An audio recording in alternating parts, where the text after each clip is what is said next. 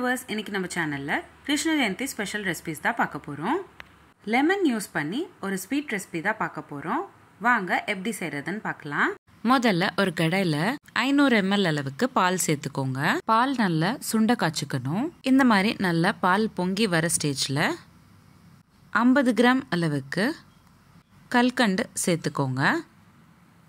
கல்கண்டு இல்லைனாலும் பரவாயில்ல, நீங்கள் சர்க்கரை சேர்த்துக்கலாம். ஆனால் நான் இன்றைக்கி கல்கண்டு தான் சேர்த்துக்கிட்டேன்.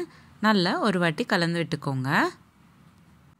கல்கண்டு நல்லா கரைஞ்சக்கப்புறம் ஒரு மீடியம் சைஸ் அளவுக்கு லெமன் எடுத்துக்கிட்டு அதில் இருக்கிற ஜூஸை நம்ம இப்போ இந்த பாலில் சேர்த்துக்கணும். பால் நல்ல பாதியாக சுண்ட காய்ச்சக்கப்புறம் தான் நம்ம லெமன் ஜூஸ் ஆட் பண்ணிக்கணும். கலாக்கண்ட் ஸ்வீட் ஈஸியாகவும் சிம்பிளாகவும் செய்யணும் அப்படின்னு நினச்சிங்கன்னா நீங்கள் லெமன் ஜூஸ் ஆட் பண்ணிக்கலாம். அப்படி உங்களுக்கு லெமன் ஜூஸ் சேர்க்க வேணாம் அப்படின்னு நினச்சிங்கன்னா ரொம்ப நேரம் போல் நீங்கள் ஸ்டவ்வில் வச்சு கலந்துக்கிட்டே இருக்கிற மாதிரி இருக்கும். ஈஸியாக செய்கிற மெத்தட் தான் நான் இன்றைக்கி உங்களுக்கு காமிக்கிறேன். அதனால நான் லெமன் ஜூஸ் சேர்த்துக்கிட்டேன். 2 நிமிஷம் போல் நல்லா கலந்து விட்டிங்கன்னா திக்கான கன்சிஸ்டன்சிக்கு மாறிடும். அதுக்கப்புறம் நீங்கள் சர்விங் பவுலுக்கு மாற்றிக்கலாம்.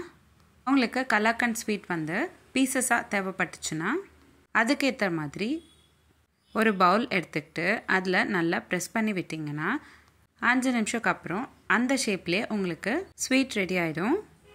நான் இன்றைக்கி சர்விங் பவுலில் வெறும்னே தான் ஆட் பண்ணிக்கிட்டேன், எந்த ஷேப்பும் பண்ணலை. நம்ம சேனலில் நிறைய சீரீஸ் போஸ்ட் பண்ணியிருக்கோம். Healthy pasta series, healthy breakfast ideas, kids lunch box ideas, கூட்டு சீரீஸ், குழம்பு சீரீஸ், ரசம் series, healthy starter series, healthy milkshake series, healthy ice cream series, sadam series, no onion, no garlic recipes, gluten free recipes, margali masam sadam recipes, chapati side dish recipes, healthy laddu series, sweet series, இந்த மாதிரி நிறைய series நம்மளோட சேனலில் post பண்ணியிருக்கோம். Links எல்லாமே நான் உங்களுக்கு description பாக்ஸில் ஷேர் பண்ணுறேன். கண்டிப்பாக செக் பண்ணி பாருங்கள். இந்த வீடியோ எப்படி இருந்ததை நான் கமெண்ட் பாக்ஸில் கமெண்ட் பண்ணுங்கள். மீண்டும் சந்திப்போம் ஒரு சுவையான ரெசிபியுடன். தேங்க்யூ.